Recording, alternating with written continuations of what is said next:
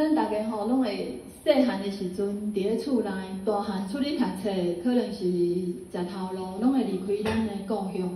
吼，我想，这首诗吼嘛是写出咱出外人吼的心情，咱拢会望出来时段吼会当健康平安。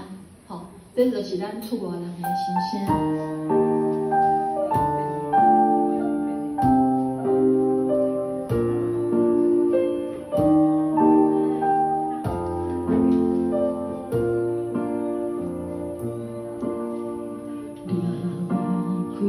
故乡出家门，月亮光光照前程，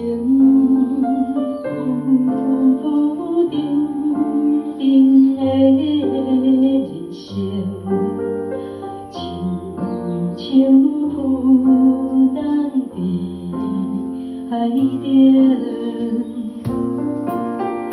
阿公阿嬷的叮咛，温暖关怀赴眼前。他乡我的爱声音，天气了解阮心情。